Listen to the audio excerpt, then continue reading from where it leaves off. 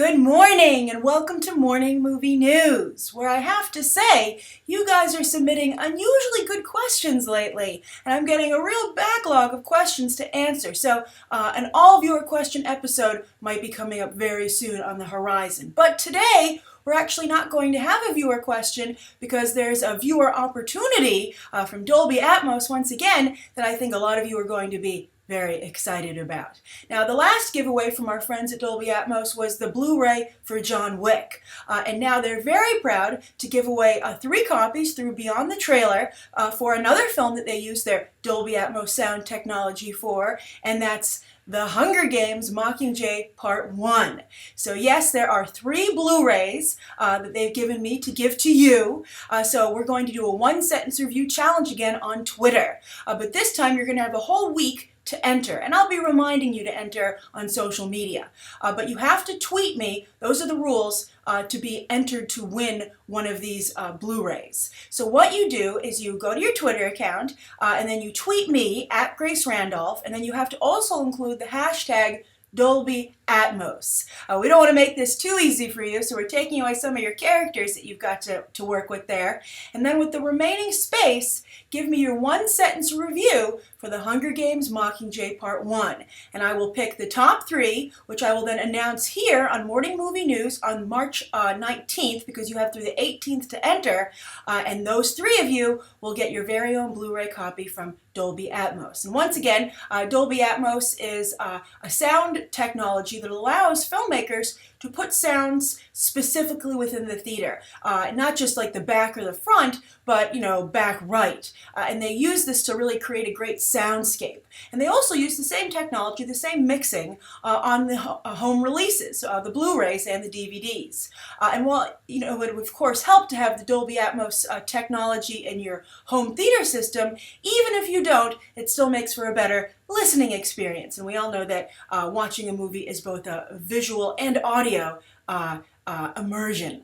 So thanks again to Dolby Atmos. It's so nice that they always think of us, and I'm really looking forward to seeing your 1-sentence reviews for The Hunger Games Mockingjay Part 1. Pretty controversial film with some of you in terms of its lack of action, breaking the final book into 2 movies. So I'm very curious to what you have to say. As you might recall, I loved the movie, but I think you guys can have a lot of fun with it and be pretty clever in your 1-sentence reviews. All right, so let's get on to the 3 stories of the day. Now, they're a little out of order than what you would expect, but I think we should do the first one about Gary Ross, the director, of course, who kicked off the whole Hunger Games franchise and then was kicked off of it for his ridiculous shaky cam choices. But he's rebounding. Gary Ross, he might have had his tail between his legs for a little bit of time, but now he's totally cool, and he has an interesting Oscar contender on his hands, starring none other than Matthew McConaughey. Now, Matthew McConaughey, of course, had a lot of capital to spend after winning that Oscar for Dallas Buyers Club, but then, of course, also True Detective. It was a 1-2 punch, unlike we rarely see come out of Hollywood, and I think that we have not yet seen the fallout from that fantastic year for him. He has that Gus Van Sant, Ken Watanabe movie about that suicide forest in Japan coming out. That I think it sounds very promising. But then he also has this other movie which has just started production with Gary Ross at the helm. We'll see how he does. He didn't do such a great job with Hunger Games, but he of course did a pretty nice job with Seabiscuit and also Pleasantville, why Gary Ross was able to get the Hunger Games in the first place. And so we'll see how he does with this awards contender. It's a spring release. We're seeing the whole calendar be used now for awards contenders. Grand Budapest, of course, was a February release, and that did pretty well. It didn't win any of the big awards at the Oscars. It did at the Golden Globes, of course. So, that's no longer a death knell for a film, or even it no longer even makes it an outside shot if they release it in the spring. So what's the project? It's called The Free State of Jones. And this is a true story. I love digging up these true stories that totally throw everything out of line that we've been taught by the history books. I think for a very long time, history books have made it seem like back in, pre-Civil War days, or leading right up to the Civil War, everyone in the North was against slavery and everyone in the South was for slavery. And it was a real black and white division, literally. But that is not the case, it seems, when they dig up stories like this, which make it seem like such a richer and more complex situation, which I think is more relatable, because I don't think there's anything on the face of the earth that any idea that everybody's being clear-cut on one side. I think there's always people who are like, it's a sliding scale. So this is a true story about a farmer in Mississippi, I think right around the Civil War, or maybe perhaps during the Civil War, who decided that he did not agree with the Confederacy and their, approval of slavery. And he did not abide by it. And in fact, he was married to a former slave. This is Matthew McConaughey is playing this farmer. Here's a picture of him. This is how we all know about this movie. They released this picture to the press, a press release. Often they want to see coverage of their films. There's just a little behind-the-scenes fact. And they'll send out a press release and a photo. You saw it recently for the Edward Snowden, Oliver Stone film. That wasn't such a compelling picture. And they said, here's Joseph Gordon-Levitt as Edward Snowden. Please share with your readers or your viewers. Usually they're targeting print journalism, though, because I think they want to see it come up in the search engines. But I get the press releases as well, and then they want everybody to write about it and just at least put it on people's radar. So this is the photo they released. I like that actor, by the way, next to Matthew McConaughey. I recently saw him on Justified. He's a very good actor, and he did a very good job playing a Southerner who perhaps was not the most law-abiding citizen. But here, of course, they felt that the laws the Confederacy was advocating were incorrect. So Matthew McConaughey is playing the farmer, and Gugu Mbatha-Raw is playing his former slave wife. She, of course, played Belle, and I think her star is really rising considerably. She was also in Jupiter Ascending. She was like the mouse-eared woman who worked for Eddie Redmayne's character, but I think it looks like most people got out of that movie scot-free. Thank goodness. I don't think it took anyone down with them, and it's doing pretty well overseas, so it's not an embarrassment, but it's kind of like Cloud Atlas, just kind of like a blip on where everyone's like, that was supposed to be something, but it wasn't. Oh well, we still love you, Wachowskis. Please make a better movie. What this guy does, the story gets even more amazing. So it's called The Free State of Jones because he lived in Jones County. So this woman that he was married to, and a number of their neighbors, everyone who lived in Jones County, which included a number of escaped or freed slaves, they said, you know what, we don't want to be a part of the Confederacy, but this is our home. So they actually managed to secede from the Confederacy and create a state of Jones County, the Free State of Jones, where there was no slavery and everyone lived together basically on the same level. And I think that's just a fascinating story. As you might recall when I was talking about 12 Years a Slave, one of the most interesting aspects I thought about that film was how it showed what a gray area slavery was at that time. That you had Solomon Northup in the North living as a free man, yet he would still encounter other African Americans at that, individuals who were slaves, and they would be in the same store together. I mean, how weird is that to think that, you would be standing next to someone just in regular everyday public life, and you would be free and they would not be free, and there was nothing that either of you could do about it. Also, how safe does that make your freedom, right? Just really fascinating. You never really think about what it's like to actually live in that time period. And it's never really explored in popular media. So I really thought that was one of the best things about 12 Years a Slave. And I love this because this is a story, just like, for instance, there were Africans with the Pilgrims, and, no one ever discusses that. And it's frustrating to see revisionist history. They always say the winners write the history, but now as we get everybody on a more equal footing, I'm hoping perhaps that we'll rewrite history to be more representative of what actually happened. The truth is always best, no matter who wins, right? All right, so that's the first story of the day, and I'm curious what you think of that. What you think of that movie, and also if you've ever heard that story before about the Free State of Jones. And what do you think of history books and just history in general, sweeping stories like that under the rug? Also, on a side note, it's another great portrayal, I suspect, of interracial romance. We've just had Focus. There's a great trailer that came out yesterday. I'm going to review it later today. I'll post that. This story inspires me to make sure I get it up there. I filmed it yesterday, but it was a crazy day with all those trailers. And this stars Morgan Freeman and Diane Keaton as a couple. And just the chemistry between them, just the love radiates off the screen, and it's just so wonderful to see. And I think that's not tokenism in terms of interracial couples. It's just genuinely depicting love. And I think at the end of the day, all different kinds of couples will prevail if we can make the point that all that matters is, are these people loved and are they experiencing love? And love is so hard to find. Who are you to get in the way of it, right? All right, so again, first story of the day.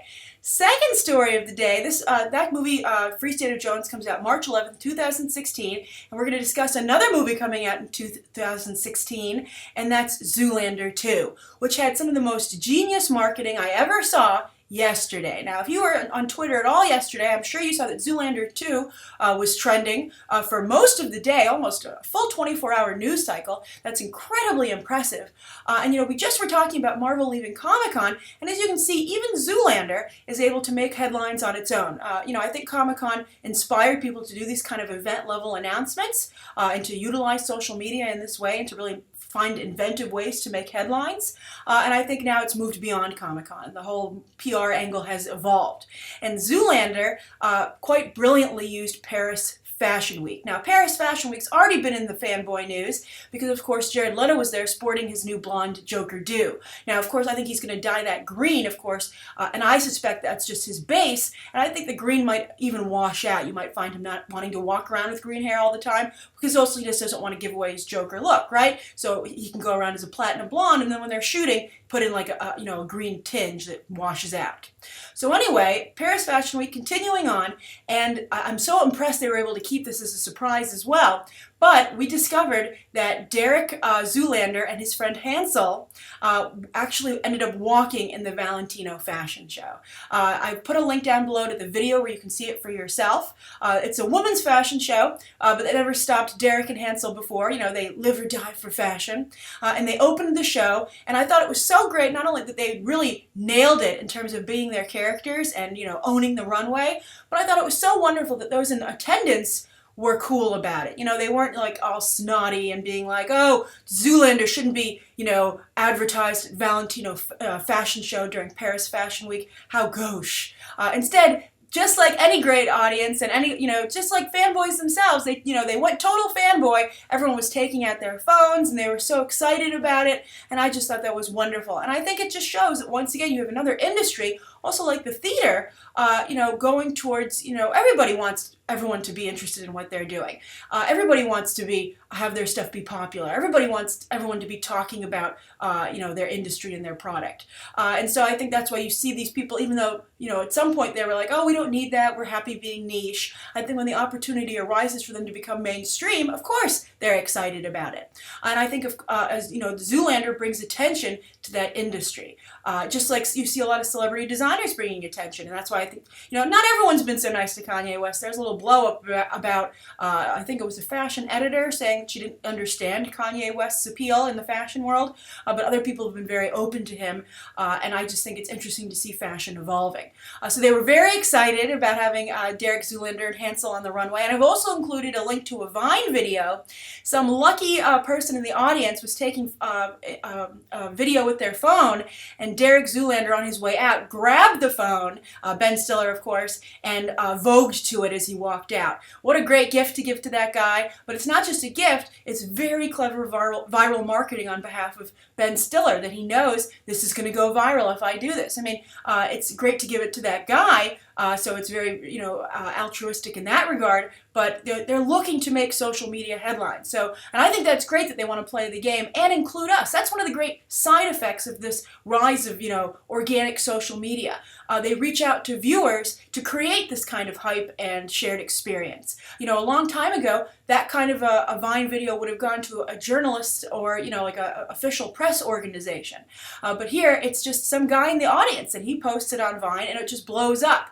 And I think that's just, it's wonderful all around. So I was very, very, very impressed with this debut ad campaign for the movie. And it makes Zoolander seem very, very relevant. It's very impressive, especially, which is important because it's been so long since the first Zoolander. And also, Ben Stiller, I think, has struggled a little bit recently at the box office. So to show himself being so savvy in this regard, I think shows tremendous potential for Zoolander 2. It will co-star Penelope Cruz. She'll be joining the cast. Will Ferrell is returning. And of course, Derek Zoolander, Ben Stiller's wife, Christine Taylor, will also be in the film. Now, also what's very interesting here is that it's coming out the weekend it's released. They announced February 12th, 2016. That is a very crowded release date already. It's got Deadpool, which you would think would kind of own the weekend and everyone else should just go home. But that's an R-rated movie. I would assume so. I think we all know that it would need to be rated R to really be authentic and please the core fan base. So maybe there is room for another movie, which might be Gods of Egypt, the big actioner, which has Chadwick Boseman in it and a whole bunch of other people. It's like it's a little more highbrow Clash of the Titans, but not super highbrow. Then also the Louis C.K. and Kevin Hart animated movie from Illumination Entertainment, the company behind Despicable Me and The Lorax, comes out that weekend. So that is a major weekend. And then the weekend before that, you have the new Coen Brothers comedy, Hail Caesar, which stars George Clooney, Channing Tatum, Jonah Hill, and Scarlett Johansson. So that's another comedy, which, Zoolander is going to have to contend with, and only its second weekend. And then on top of all that, not even should we be concerned about how Zoolander can compete in that arena, but this is the weekend that 50 Shades Darker is supposed to come out if it wants to have that Valentine's Day, added edge to or incentive to get people to go. We discussed this on Movie Math. It was very important to the success of 50 Shades of Grey that it was a Valentine's Day release. And 50 Shades Darker, they haven't announced an official release date. It's supposed to be for 2016, but I wonder seriously how the film can succeed if it doesn't open this particular weekend. So if I were Universal, I would just be like, move over for like 4 to 5 other movies. I'm coming in here, and you better all watch out for me because this is my weekend. And I think they could conceivably do that, but man, it's getting awfully crowded, and Universal better do that soon, or they're going to find themselves opening in a weekend that is just not going to be inducive to a success factor for 50 Shades Darker. Although I'm sure many of you are delighted to hear such news. All right, so that's the second story of the day, and we're going to close out with the Tim Burton announcement for the upcoming Dumbo movie live action from Disney. Yep, they're raiding the old classics, animated classics library. No movie is safe. I enjoy, I would say, almost all of these adaptations with the exception of Cinderella, although I understand where Cinderella was coming from. I just have huge problems with the message behind the movie and how, well, you know what, you can head over to my spoiler review to check out how I feel about Cinderella. But we'll see how Cinderella does at the box office. It's a beautiful movie. It really is stunning. And so I really appreciate the beauty that is brought to these live-action animation adaptations. It's so nice to see movies that look so good. Sometimes you feel that Hollywood might have forgotten how to make a sumptuous film, but clearly they have not. And Disney's keeping it alive. Now, Tim Burton, of course, is still to this date produced the most successful live-action adaptation for Disney of a classic animated film, and that's Alice in Wonderland. $1 Billion Club, one of the first movies to ever join the $1 Billion Club. Huge, 100 million plus opening weekend. That was also largely due to Johnny Depp, of course, when he was hot off of the Pirates franchise and hadn't saturated and overextended himself like he has now. And they're also, Tim Burton isn't directing it, but they're making the sequel, Alice in the Through the Looking Glass, which is actually filming right now with Mia Wasikowska and James Bobbitt directing from The Muppet and Flight of the Conchords film. So it's in pretty good hands. We'll see how it holds up. But Tim Burton apparently not upset with Disney, maybe also after Big Eyes totally crashed and burned at the box office and award season. It did, it got a lot of Golden Globes recognition, but totally shut out at the Oscars. You know what? I think deservedly so. Not a fantastic film. A lot of missed opportunities there. Although it was very pretty to look at, and it did have some nice messages to it. But just from a cinematic perspective and a narrative perspective, it was lacking in many, many areas. So he's like, time for another blockbuster. So he signed on to do Dumbo. But it's not going to just be the story of this elephant anymore. They're going to have a human family whose situation mirrors Dumbo. I guess some kid has big ears and thinks he can fly. It'll be interesting indeed to see how that turns out. Now, I think that, of course, circus stories are interesting and that you have humans living side by side with animals. And the circus is a very interesting place, which, of course, really lends itself to Tim Burton's aesthetic. I think that he could do something really magical here. I loved Alice in Wonderland. I know a lot of people did not, but I thought it was really fantastic. I loved a lot of what was done with that story in terms of, evolving it and maturing it and making it more complex. And so I have a little faith in Tim Burton that I do have a little faith, I'm saying, not that I have little faith. I have some faith that he can make this work. But at the same time, I'm like, well, why do you have elephants? Or I would sideline the elephants and just have this be focused on a human story, if that's what you want to do, with a family that works with the elephants. And I also think it's interesting that it was just announced recently in the news that the major circuses here in this country are going to discontinue elephants in the circus. They think that it's just not humane, and it's just something they feel they need to move beyond. So very interesting that as this movie gets made, elephants are being phased out of the circus in real life. By the way, has anyone really recently been to a circus? I went to a circus about a year ago. ago. I forget, it was the one they have at Lincoln Center. There's like the Barnum and Bailey and Ringling Brothers. This was the smaller one of the two, I guess. And it was just such an interesting experience because it was clearly such an antiquated form of amusement that it made it kind of charming. And you were like, this is what people did for entertainment a long time ago. And then also, of course, as a Batman fan, I had a great time being like, this is what it's like for the Graysons. How fascinating. So I would urge you actually to go to a circus if there's one near you or one coming near you.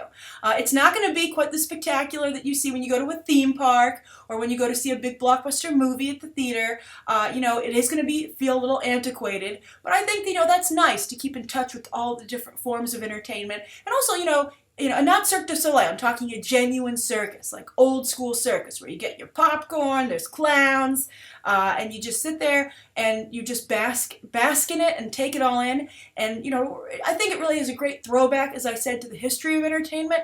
And, it's a really interesting medium that has given us so much imagery and inspired so many things, like the story of Robin, the story of Dumbo, etc., that I think it's worth supporting. And I just think it was I thought it was a fascinating experience. And if you look at it from that kind of historical perspective, like if you were to go visit like a battle reenactment, it's the same kind of idea. And so if you don't just look at it purely from an entertainment factor, don't be the wet blanket in your group being like, this is so lame. Be like, I'm going to just really take this in and think about what it must have been like to attend a circus in its heyday. And I think you'll have a great time. All right, so that's today's morning movie news. Thank you so much for tuning in. Please write down below what you think of today's top 3 stories. Don't forget to tweet me and Dolby Atmos for that one of those 3 copies of the Hunger Games Mockingjay Part 1 Blu-ray. And then also let me know what you'd like to see covered tomorrow and any questions that you might have. Thanks for watching. Bye.